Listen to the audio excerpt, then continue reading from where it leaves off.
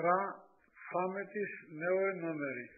ამ ნომრის ქვენომრებში მოგვეთხოვება მოცემული ლოგარითმული ტოლობები ჩავწეროთ ლოგარითმული ტოლობის გარეშე. როგორც ვიცით, ლოგარითმ აფუძით b თუ უდრის x, მაშინ ცხადია ახალი ცხად x-ი უდრის b-ს. ესე იგი ლოგარითმული ტოლობა ჩავწეროთ ლოგარითმული ტოლობის გარეშე.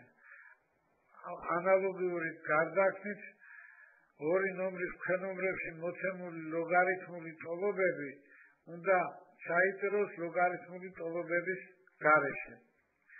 ამ შემთხვევაში ლოგარითმ 3-ის ფუძით ფესვი 3 უდრის 1/2. ამ ტოლობას ლოგარითმული ტოლობის გარეშე ექნება სახე 3 ხარისხად 1/2 უდრის ფესვი 3-ს. ამას წერთ ლოგარითმის განსაზღვრის თანახმად.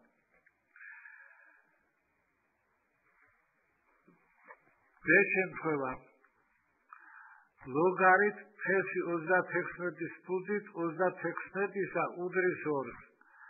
ლოგარითმის განსაზღვრის თანახმად აქედან მივიღებთ ტოლობას ფესვი 36 ხარისხად 2 უდრის 36.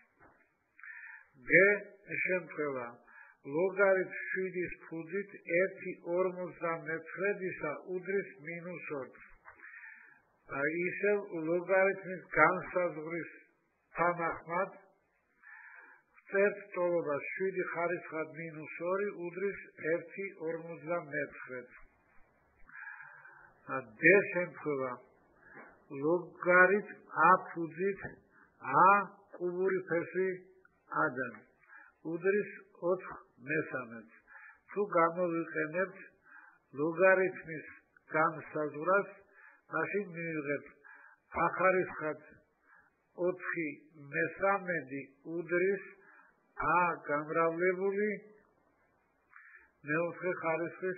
მესამე ხარისხის ფესვი a-დან.